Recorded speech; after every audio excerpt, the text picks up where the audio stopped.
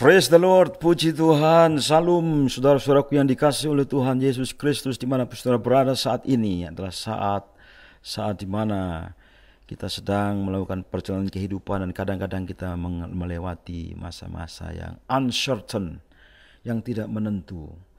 Karena itu saudaraku, saya sangat tertarik untuk mengangkat sebuah tema dalam perenungan kita pada kesempatan ini, yaitu menabur di masa sukar. Mengapa harus menabur di masa sukar? Dalam bahasa Inggris ada istilah hard times, good time. Ya, masa yang sukar itu masa yang baik. Artinya dalam setiap krisis itu ada kesempatan. Ada kesempatan. Di balik lorong yang gelap itu ada jalan keluar, yaitu terang yang akan muncul. Kita mengikut Tuhan sepanjang jalan yang sukar. Di balik awan yang gelap kehidupan ada pelangi anugerah yang siap kita lihat. Anugerah Tuhan. Saya akan memberikan contoh seorang bapak rohani yang besar, patriark atau bapak-bapak beriman. Abraham, Ishak, Yakub. Bapak Ishak, saudara, memang kisahnya sedikit diceritakan. Ini orangnya lebih kalem. Kalau Bapak Abraham itu petualangan yang hebat, Bapak Ishak itu lebih kalem orangnya. Kalau Bapak Yakub itu orang yang penuh pergumulan, ya, tapi Bapak Ishak lebih kalem. Bukan berarti Bapak Ishak tidak punya kisah yang menarik untuk kita pelajari. Kalau kita lihat, saudara, mereka itu tinggal di negeri Kanaan. Dan negeri Kanaan itu adalah negeri tak ada hujan, saudara. Artinya kalau ada hujan yang turun, mereka bisa panen. Tetapi kalau nggak ada hujan, maka timbullah kelaparan. Jadi sebenarnya kelaparan sering terjadi. Kalau dalam bahasa ekonomi itu namanya krisis ekonomi. Dikatakan dalam Kejadian 26, maka timbullah kelaparan di negeri ini. Di negeri itu. Ini bukan kelaparan yang pertama yang telah terjadi dalam zaman Abraham. Saudaraku yang dikasihi Tuhan, kelaparan timbul. Kelaparan adalah bencana yang luar biasa bagi kehidupan manusia. Mengapa suku-suku bangsa hilang dan tidak ada bekasnya? Karena kelaparan salah satunya menurut ilmu sejarah. Karena kelaparan bisa membunuh orang dalam jumlah yang besar. Konon katanya kalau terjadi perang nuklir, saudara, itu asapnya itu akan menutup langit, saudara, dalam waktu yang sangat lama, sehingga karena matahari tertutup oleh gelapnya awan itu, sehingga bumi menjadi dingin, saudara. Matahari tidak menyinari, dan akibatnya apa? Tumbuh-tumbuhan tidak tumbuh dengan sehat, tidak tumbuh dengan segar, dengan normal, dan banyak tumbuh-tumbuhan yang mati.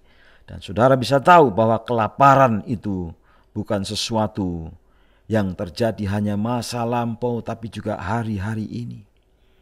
Kelaparan di berbagai daerah, di berbagai negeri membawa kematian. Saudara, ini adalah masa yang sukar, hard time bagi Ishak. Sebab itu Ishak pergi ke Gerar kepada Abimelek, raja orang Filistin. Lalu Tuhan menampakkan diri kepadanya serta berfirman, "Janganlah pergi ke Mesir, diamlah di negeri yang akan kukatakan kepadamu." Ishak seorang hamba Tuhan, kita juga hamba Tuhan. Ishak adalah orang yang percaya kepada Tuhan dan mengikut Tuhan. Kita juga orang yang percaya dan mengikut Tuhan.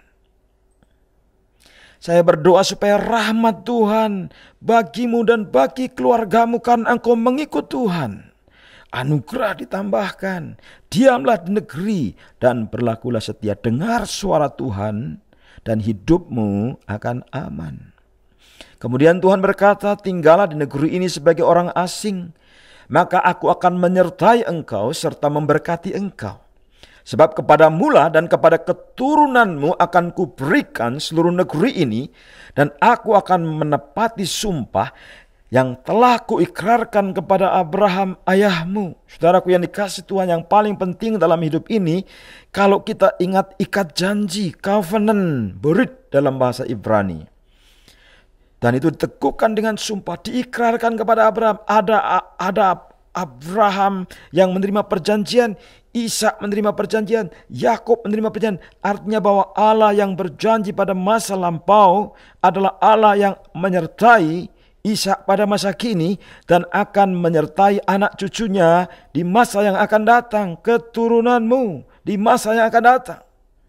Kalau kita percaya, meskipun saat ini sukar, saudara mengalami kesukaran dalam bisnis, kesukaran dalam kehidupan rumah tangga, kesukaran dalam kehidupan yang saudara alami saat ini karena sakit, penyakit dan sebagainya, percaya kepada Tuhan.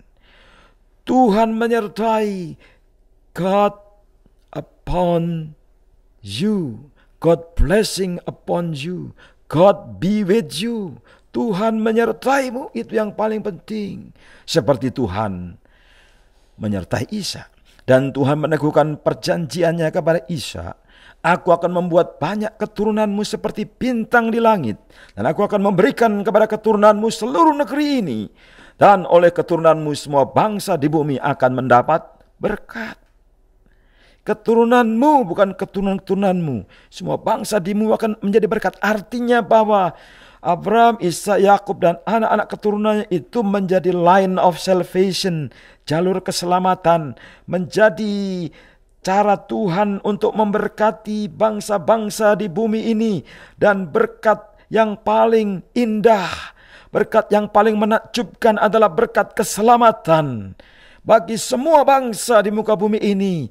Karena itu meskipun menghadapi kelaparan, Ishak tidak akan mati, tapi percaya kepada Tuhan. Karena itu, sebagaimana Abraham mendengarkan firman Tuhan, memelihara kewajibannya terhadap Tuhan, memelihara setiap perintah dari Tuhan, ketetapan dari Tuhan, hukum dari Tuhan, Ishak pun adalah orang yang mendengar Tuhan. Dan karena itu menaburlah Ishak di tanah itu. Dan dalam tahun itu juga ia mendapat hasil 100 kali lipat, sebab ia diberkati Tuhan. Di masa sukar ada mukjizat. Di masa sukar Tuhan bekerja. Suatu saat saya pernah meminta seorang anggota jemaat untuk menanam bawang dan saya investasikan uang saya, tanamlah bawang di masa krisis. Dan kemudian jemaat itu menanam bawang merah dan hasilnya besar-besar. Harga bawang pada waktu krisis ekonomi sangat tinggi sekali dan petani itu mendapatkan uang yang sangat banyak.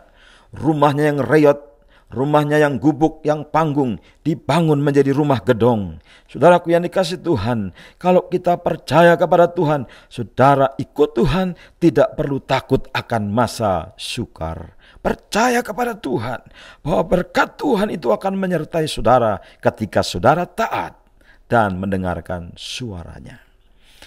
Pertanyaannya, di zaman sekarang bagaimana kita diberkati oleh Tuhan?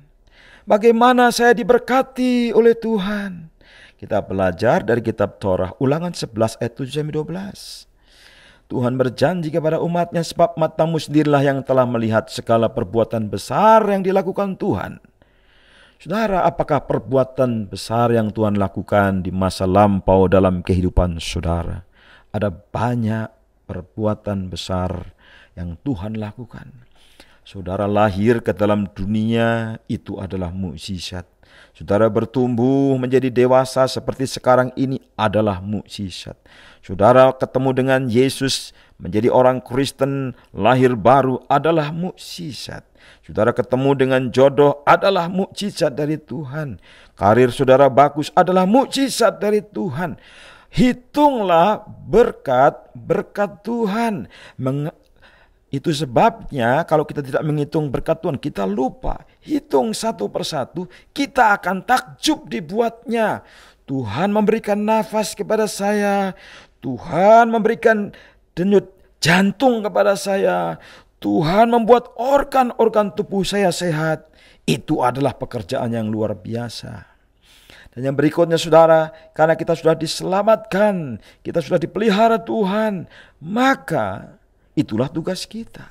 Kalau kita mau terus diberkati Tuhan, jadi kamu harus berpegang. Kita harus berpegang pada apa dalam hidup ini? Pada seluruh perintah yang kusampaikan kepadamu pada hari ini, supaya kamu kuat untuk memasuki serta menduduki negeri kemana kamu pergi mendudukinya, dan supaya lanjut umurmu di tanah yang dijanjikan Tuhan dengan sumpah kepada nenek moyangmu untuk memberikannya kepada mereka dan kepada keturunan mereka suatu negeri yang berlimpah-limpah susu, dengan sumpah kepada nenek moyangmu untuk memberikannya kepada mereka dan kepada keturunan mereka suatu negeri yang berlimpah-limpah susu dan madunya. Hal yang sama dan prinsip yang sama terjadi dalam hidup kita kalau kita berpegang kepada seluruh perintah Tuhan, maka kita akan menjadi kuat. Kita akan memasuki negeri, kita akan mendudukinya, dan kita akan lanjut umur kita. Berapa tahun yang lalu rata-rata orang Indonesia meninggal di usia 50 dan kemudian meningkat di usia 60. Kira-kira 50 sampai 60 usia orang Indonesia sampai akhir hayatnya. Saudara yang mendengarkan program ini, saudara akan melewati dan saudara akan mencapai 70 tahun. Kalau saudara mendengar firman Tuhan ini dan mengimaninya, Tuhan, saya mau menjadi seorang Kristen yang sungguh-sungguh, orang Kristen yang melayani Engkau, yang habis-habisan bagimu, aku melayani Engkau. Seorang teman saya punya moto bahwa hidupnya harus dipakai habis-habisan untuk Tuhan. Ketika dia sakit, saudara, Tuhan sembuhkan lagi. Sakit, Tuhan sembuhkan lagi. Umurnya diperpanjang. Umurnya diperpanjang. Karena janji Tuhanlah sampai lanjut umurmu, melihat anak cucumu dan bahkan cicitmu. Itu janji Tuhan. Kemudian Tuhan menjanjikan tanah yang ada susu yang berlimpah-limpah dan madu yang berlimpah-limpah. Artinya penuh dengan gizi dan berkat Tuhan. Sebab negeri kemana engkau masuk untuk mendudukinya bukanlah negeri seperti tanah Mesir dari mana kamu keluar, yang setelah ditabur dengan benih harus kau airi dengan jerih payah seakan-akan kebun sayur. Tetapi negeri kemana kamu pergi untuk mendudukinya ialah negeri yang bergunung-gunung dan berlembah-lembah, yang mendapat air sebanyak hujan yang turun dari langit. Suatu negeri yang dipelihara oleh Tuhan Allahmu. Mata Tuhan Allahmu tetap mengawasinya dari awal sampai akhir tahun. Ingatlah saudaraku yang dikasihi oleh Tuhan, sepanjang perjalanan saudara dari awal tahun sampai akhir tahun ini, apakah saudara merasakan berkat Tuhan? Ya, saya merasakan berkat Tuhan. Air menggambarkan, hujan menggambarkan berkat yang tercurah ketika kita membutuhkan. Bukan kerja keras kita. Kerja keras itu natural, itu alami, itu hukum alam selama kita hidup. Tetapi kita punya hukum supranatural. Yang natural adalah bagian kita, supranatural bagian Tuhan. Yang supranatural adalah hujan yang turun dari langit. Berkat Tuhan, providensia Dei, pemeliharaan Tuhan, pengawasan Tuhan, perlindungan Tuhan, itulah berkat supranatural. Saudaraku yang dikasihi Tuhan, mengapa kita menabur di masa sukar? Suatu saat bangsa Yahudi ada dalam pembuangan di Babel. Dan orang-orang Babel lihat orang Yahudi ini punya talenta. Talenta orang Yahudi adalah bisa nyanyi, saudara. Bisa nari. Karena itu mereka meledek, saudara ya, orang Yahudi. Di masa sukar suruh menyanyi, suruh menari. Suruh menghibur orang-orang asing itu. Karena mereka menjadi tawanan di negeri asing. Jadi saudara, akhirnya mereka ingat akan negerinya sendiri. Di masa sukar mereka ingat akan Sion. Mereka ingat akan bait Allah. Mereka ingat akan rumah Tuhan. Saudara, seperti kita semua, Waktu kita sukar, kita ingat Tuhan. Waktu kita banyak masalahnya, kita ingat Tuhan.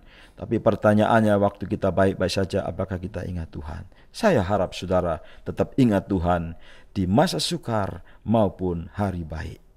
Tetapi firman Tuhan menegaskan dalam Mazmur 126 ayat 5-6, orang-orang percaya sepanjang masa adalah orang-orang yang tetap menabur.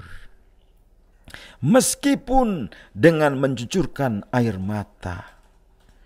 Menabur di masa sukar. Meskipun harus mencucurkan air mata. Karena kalau kita menabur dengan mencucurkan air mata, kita akan menuai dengan bersorak-sorai. Orang yang berjalan maju dengan menangis sambil menabur benih, pasti pulang dengan sorak-sorai sambil membawa berkas-berkasnya.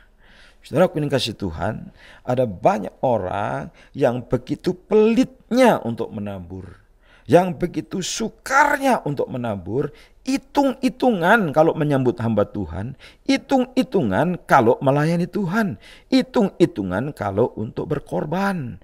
Orang itu adalah namanya Diotrefes, saudara. Dia mengikut Tuhan atau menjadi orang Kristen, tapi jenis orang Kristen yang setengah hati, penuh ketidakpercayaan, tidak mau melayani Tuhan, tidak mau menabur yang baik. Berbeda dengan Gaius, saudara. Gaius adalah seorang yang memiliki roh yang berkelimpahan dan berkemakmuran. Dia menjadi penatua di gereja. Dia melayani Tuhan dengan penuh pengorbanan. Saudaraku yang kasih Tuhan, karena itu Rasul Yohanes, dia bangga dengan orang yang seperti Gaius ini. Dia tulis surat dari penatua, Rasul Yohanes namanya, kepada Gaius yang kekasih, yang kukasihi dalam kebenaran. Saudaraku yang kekasih, aku berdoa semoga engkau baik-baik dan sehat-sehat saja dalam segala sesuatu, sama sepertimu jiwamu baik-baik saja. Tubuhnya dipelihara Tuhan baik-baik, jiwanya dipelihara Tuhan baik-baik, sehat-sehat. Dan Rasul Yohanes mengatakan, sebab aku sangat bersuka cita ketika beberapa saudara datang memberi kesaksian tentang hidupmu dalam kebenaran, sebab memang engkau hidup dalam kebenaran. Saudaraku yang kekasih, engkau bertindak sebagai orang percaya di mana engkau berbuat segala sesuatu untuk saudara-saudara, sekalipun mereka adalah orang-orang asing. Menyambut orang-orang asing, menyambut orang-orang yang tidak dikenal. Ini adalah hati yang mulia. Ketika kita melayani orang-orang kecil, orang-orang marginal, orang-orang yang tidak terpandang di tengah masyarakat, saudara, pelayanannya seperti itulah pelayanan yang mulia. Seperti Gaius, adalah seorang yang penuh dengan kasih. Dia berbuat baik, dia berbuat benar, dia menolong hamba-hamba Tuhan. Itu adalah pelayanan yang berkenan kepada Allah. Saudaraku yang dikasihi Tuhan, mari kita tetap menabur, tetap berbuat baik. Kalau kita menabur perbuatan baik, tidak akan sia-sia. Tuhan akan memberikan kembalian upah. Kata Tuhan, barang siapa menabur tentunya akan menerima upah.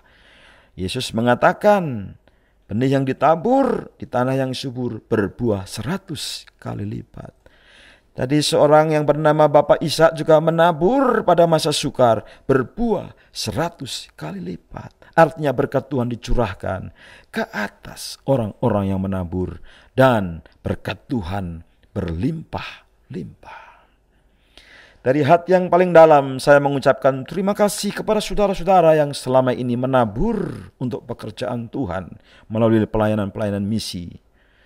Di gereja saudara sudah berkorban, pelayanan misi saudara juga berkorban. Puji Tuhan, tetap lakukan yang baik, karena itulah yang Tuhan mau. Tetap menabur meskipun masa sukar. Karena pada saatnya kita pasti akan menuai kalau kita tidak menjadi lelah. Artinya kita tetap terus-menerus menabur dan bekerja. Mari selagi hari masih siang, kita bekerja bersama-sama untuk hormat dan kemuliaan Tuhan. Doa saya bagi saudara, kiranya Tuhan memberkatimu dan melindungimu. Kiranya Tuhan menyinari engkau dengan wajahnya dan memberi engkau kasih karunia. Dan Tuhan menghadapkan wajahnya kepadamu dan memberi engkau damai sejahtera. Tuhan Yesus memberkati saudara.